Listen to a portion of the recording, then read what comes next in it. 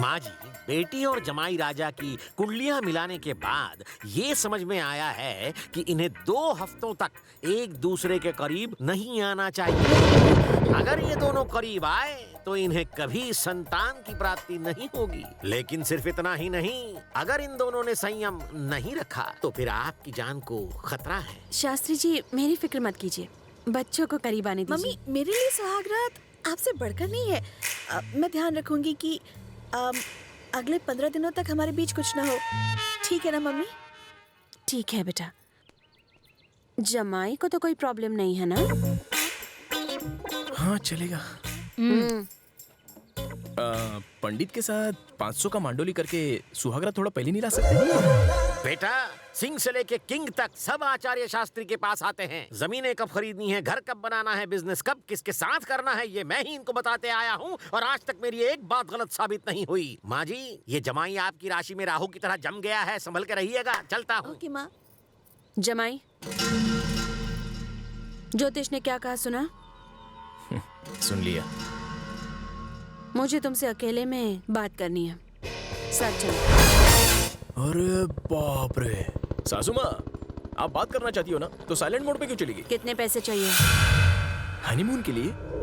मैं हनीमून की बात नहीं कर रही। इस शादी को तोड़ने, डिवोर्स पेपर पर साइन करने और मेरी बेटी की जिंदगी से दफा होने के लिए कितने पैसे चाहिए? अपन बुज़दिल नहीं है जो पैसों के लिए पत्नी को छोड़ दे। अगर पैसा ज्यादा हो गया तो दान धर्म करो, पुण्य कमा लोगी। आप उनके साथ डील मत करो।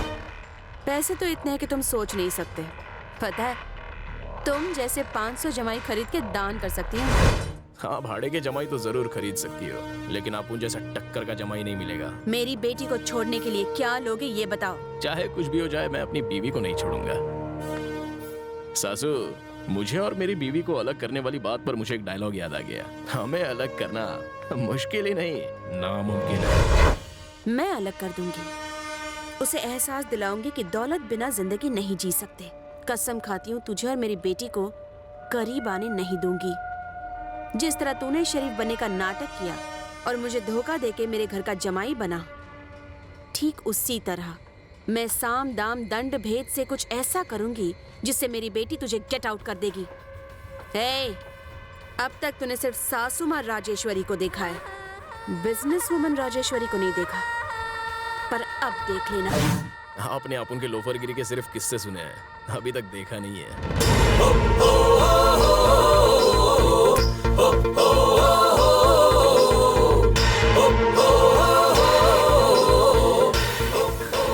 लेकिन अभी आप देखो, प्यार के आगे पैसा नहीं टिक सकता, प्यार के आगे लालच भी नहीं टिकता, और आपको भी एक दिन झुकना ही पड़ेगा। और तब जाके आपका घमंड टूटेगा, और जब वो चूर चूर होगा ना, तभी आपके सर से पैसे का भूत उतरेगा। और जब वो पूरी तरह से उतर जाएगा ना, तो अपन लिख के देता है कि आप खुद ही चापुन को सामने से बुलाएंगे, जमाई राजा, मेरी बेटी के लिए तू ही सही है। दम मारेंगी। हमारे बीच की इस बात का किसी को पता नहीं चलना चाहिए। मैं नहीं बताऊंगी क्योंकि मैं ऊंचे खानदान की हूँ, रॉयल। अपुन भी नहीं बताएगा क्योंकि अपुन शरीफ मवाली है। चैलेंज? अरे सासू माँ, चैलेंज अपुन के लिए कपड़े बदलने जैसा है। एक और बात, अपुन को ऐसी औरतें पसंद है जो दिमाग का इस्तेमाल करती हैं, जैसे कि आप। I like you.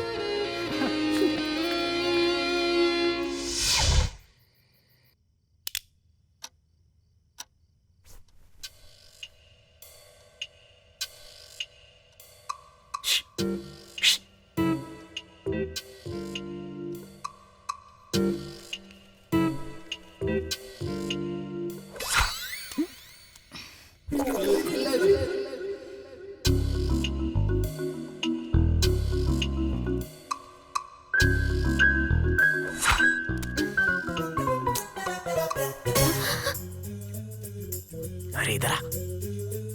क्या चाहिए मेरा को? आई एम हंग्री, तुझे खाना है। अपने पति को पति वाला सुख नहीं देगी क्या? 21 दिन, कम ऑन यार, आना आना आना आना। मम्मी जाग जाएंगी, तुम जाओ यहाँ से। तू नहीं आएगी तो मैं आता हूँ। अरे चुप, रुको, मैं आती हूँ। मम्मी सो रही है, चलता था तैयार करते हैं। कहाँ जा रही है? वो क्या है ना मम्मी, लगता है टॉमी भौंक रहा है। मैं जरा उसे देख कर आती हूँ। ओके तुम फिक्र मत करो, मैं जाके देख के आती हूँ। अरे मम्मी सो जाओ। यहाँ मेरी हालत खराब है और ये आराम से खर्राटे ले रही है। आने दो, बताता हूँ इसको। गायत्री! टॉमी छोड़ो, हटाओ, कौन है? बचाओ, छोड़ो। मैडम मुसीबत में है। मैडम क्या हुआ मैडम? अरे जमाई राजा, तुमने क्या कर दिया बताओ। मुझे लगा गायत्री है तो मैंने क्या पप्पी ले ली। चुप करो। हमने मैडम को इतने सालों बाद चिल्लाते हुए सुना है। बताओ तुमने ऐसा क्या कर दिया था? क्या हुआ मम्मी? कुछ नहीं हुआ बेटा। वो गायत्री, मैं पानी पीने गया था और वाह वाह वाह वाह वाह वाह। मैडम की कमर पकड़ने, लपकने और किस करने के बाद देखो कैसा मासूम बन रहा है। शराब। तुम अपने रूम में जाओ। Bye mummy. चलो ना। हे जमाई, आप जाके उस कमरे में सो जाओ। चलो जाओ। सॉरी सासू माँ। ये ऐसे नहीं मानेगा, फिर से ट्राई करेगा जरा।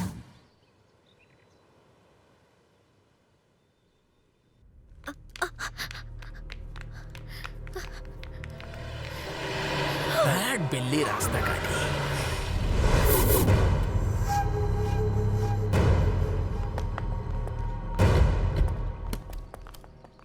गायत्री, सुबह सुबह कहाँ जा रही हो? लगेज खराब है। सासू माँ, आप भूल गई क्या? पंडित ने बताए हुए 15 दिन तो कल ही पूरे हो गए, इसलिए हस्बैंड और वाइफ हनीमून के लिए बाहर जा रहे हैं। मैनेजर्स, कश्मीर के लिए 2 फ्लाइट टिकट बुक कराओ और सबसे अच्छे 5 स्टार होटल का हनीमून स्वीट रिजर्व कर दो। Okay madam. देखा ना, मम्मी हमसे कितना प्यार करती है और तुम इन्हें ठीक से समझ भी नहीं पाए। धीरे धीरे सासू माँ उनकी खोपड़ी में घुस रही है। टाइम के साथ खोपड़ी की झोपड़ी में भी फिक्स हो जाएगी। चलो गायत्री। जमाई, best of luck. Thank you.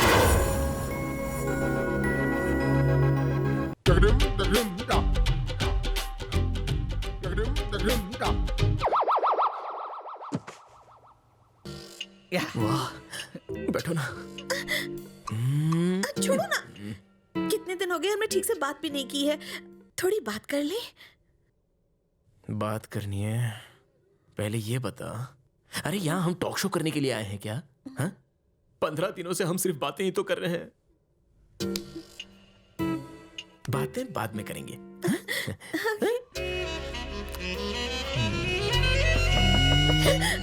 सुनो, कोई दरवाजा खटखटा रहा है। अरे बगल वाले कमरे का होगा। हाँ? हम स्टेप बाय स्टेप कुछ नहीं करेंगे, डायरेक्ट एंड कर देंगे। हाँ? अरे नहीं, कोई दरवाजे पे है। देखो। अरे कोई नहीं है, आ जाओ। नहीं, देखो तो कोई तो है, दरवाजा खटखटा रहा है।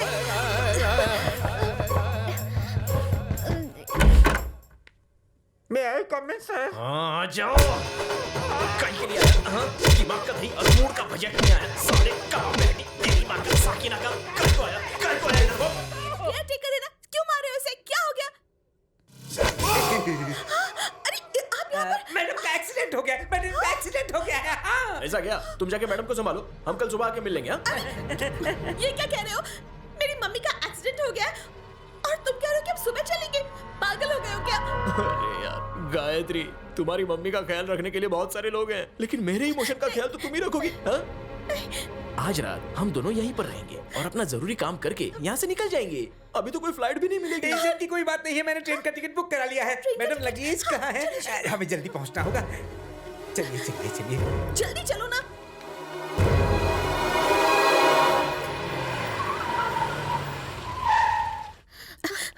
मम्मी, मम्मी, अब कैसी हैं आप?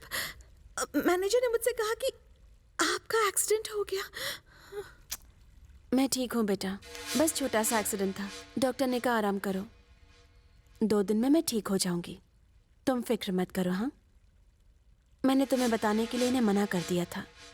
ट्रेन का सफर करके थक गई होगी, जाओ जाके आराम करो। Madam juice.